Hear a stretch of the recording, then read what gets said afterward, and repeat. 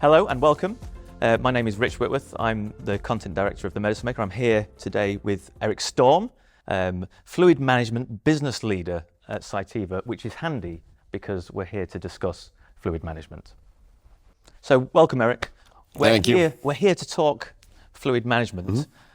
So I think the first question probably should be, what exactly is fluid management, and perhaps why should biopharmaceutical manufacturers listen to what we've got to say today? Yeah, no, I appreciate it, Rich. And so the way we define it at Cytiva is fluid management is the mixers, the storage totes, and then the transfer sets that really allow you to move fluid around your biopharmaceutical facility, and then also do some of those key mixing applications. Yeah. So that sounds relatively straightforward. So why is it so important? So technically, it tends to be more the simple side of bioprocessing. In reality, if you have a single-use facility, those parts may be 75% of your bill of materials to run the facility.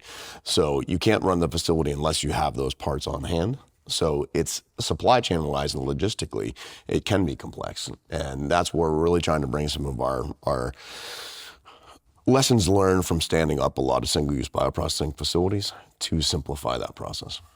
And can you speak a little bit about how it plays into efficient operations within a facility? So in two ways. One, if you're a new biopharmaceutical customer, often you're going to buy your big equipment first. Your bioreactors, your chromatography and TFF systems. It could be your mixers as well. You're going to get that delivered, and then you're going to figure out the rest of your fluid management then. So largely, and people tend to design it for that facility. So those lead times stack up, and it takes time in an industry where getting to market as fast as you can is important. So what we're trying to do is take our lessons learned from delivering and standing up those facilities to prevent that from being an overlap and standardize fluid management as much as possible so that you can buy your single-use consumables and your single-use transfer sets at the same time that you're making decisions on your bioreactor and your TFF system and your Chrome system. You mentioned there's standardization, which is a bit of a buzzword in this area. Can you go into a little bit more detail of what that means from a practical point of view? So it's really trying to minimize the number of individual parts that you need to run a facility. It can be the facility itself, but we have our customers run the gamut from a small emerging biotech to a large multinational corporation or producer. And often it's not only starting to standardize that site, but it might be standardizing multiple sites in multiple regions to really simplify their logistics, their auditing, their qualification of the different sites and suppliers. So that's a key part of that. Another buzzword, I suppose, in these days is risk reduction. Yes. Does that play into fluid management in any way? Obviously, you talked about sort of standardization, that I suppose is a risk reduction. You've talked about supply chain security. I guess that is also. Is there any additional elements to that? So as I talked about before, the fluid management can be roughly 75% of the parts that it takes to run a facility. And if you think of your supply chain, we are your supplier, but then there's tubing suppliers, there's connector suppliers, and you start to see a pretty broad supply base that's underneath. Yeah. And then by standardizing and allowing us to consolidate on certain types of tubing, certain types of connectors, it allows us to partner much deeper with our suppliers on business continuity planning, security of supply, and we're also in the process of standing up in region. We've already stood up in region for region manufacturing of these consumables, and it really reduces the number of our own suppliers that we need to work with to make sure we're there to meet our customers' needs. Great, thanks. And if someone's thinking about fluid management, what are the main considerations to set up a sort of optimal solution, would you say? So it's really fitting it to the scale of the operation that you're looking to produce. We tend to think of it in terms of, okay, what is the therapeutic modality that you're starting with, whether that be monoclonal antibody, viral vector, all the way to mRNA production, and then what is the scale at which you're trying to produce it. So that's where we're trying to bring our expertise on standing up those facilities to give the customer, if you say, what is your therapeutic modality, what is the scale at which you want to produce. Here's a standard starting bill of materials for your fluid management. There might be certain things you need to customize based on the layout of your facility or a certain preference that the customer does have, but at least it's a starting point instead of you having to start from ground up with nothing, just your own equipment choices that you've made. Right. So clearly, in any supplier, the supplier is pretty important.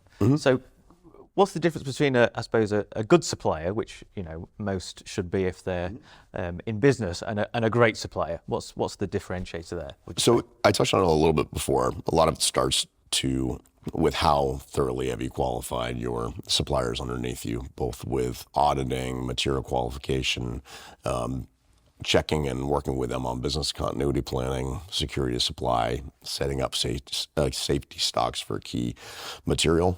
But then it also goes into how you qualify the product itself. So how thoroughly have you done extractables testing? So you're ensuring the safety of the parts that you're giving to a customer, as well as how thoroughly have you verified and validated the junction testing, the different materials you're using to ensure that a sterile boundary is maintained and kept when they actually go to run that process. So it's a lot of ways it seems simple, but it is a very deep and thorough exercise to ensure that what you deliver today is exactly what you deliver tomorrow and the day after.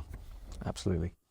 Okay, so you mentioned the difference between good and great. Yep. How does Cytiva position itself within that spectrum? We've always been known for our quality. So the going above and beyond to ensure that we verify and validate our products so that they perform as well as possible. And but that's not only, you can do the work, but you also need to show the work. That's the industry that we're in.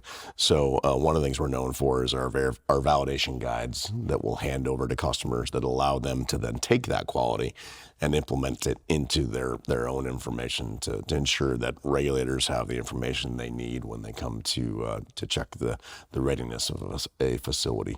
So it's really that quality, and it's not just single use. It's our chromatography resins, it's our cell culture media. It's just a continuation of that same identity. Great, thanks.